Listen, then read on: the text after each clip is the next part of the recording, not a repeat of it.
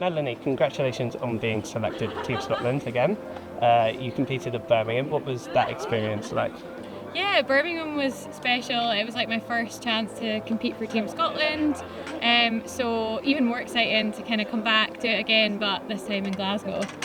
Birmingham kind of felt like a home games, so I can't even imagine what it's going to be like with all the Scotland flags and all the real home support, kind of everyone cheering for all the Scottish athletes. So to have friends and family in the crowd is going to be pretty epic. What makes competing for Team Scotland that extra special? I think, I guess it's just like a different experience. The team just feels different. It's always like a smaller team, and I think you kind of everyone's had a different journey into the sport, and I think sometimes it means more to compete for Scotland. So there's just a different buzz about it, and it just makes it special. Special is it as well to compete with able-bodied athletes and para-athletes all coming together in one team?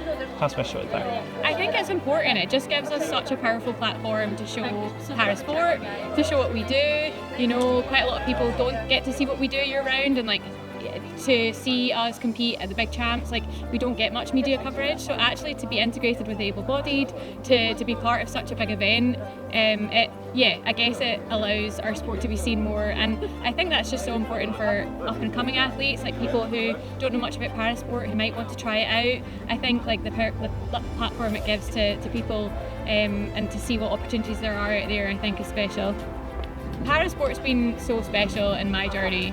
I acquired a disability. I had a life-changing injury in 2018 when I was knocked off my bike, and I didn't really know what life with a disability looked like. So I think when I came out of hospital and I knew that I wanted to be active again and find sport, I didn't really know what that would look like. So to know that it's taken me from getting active again, meeting people with disabilities, connecting with others that have had kind of similar journeys, that has given me so much growth, and gave me an excitement for life again, to be honest. It gave me a purpose and a goal, and to know now that I'm lining up for my second Commonwealth Games, that to me, the power of sport has kind of gone so far beyond performance. It's just been incredible. So obviously my goals now are very much performance and at an elite level, but I think even if I hadn't reached where I've got to today, it would still be giving me so much. It would have really grown me into the person that I am, and I think that can do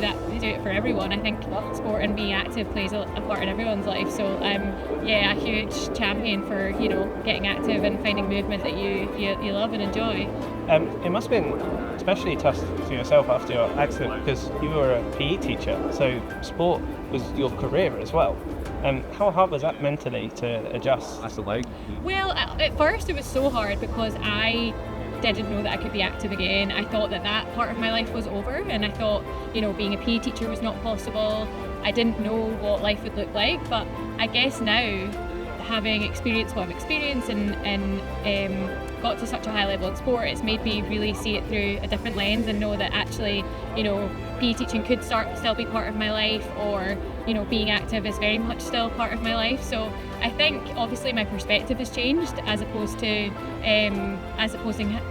having to adjust to that not being my life anymore. It's more just I'm actually choosing it's not part of my life, and that's been a real journey. What would the perfect games be for you this summer?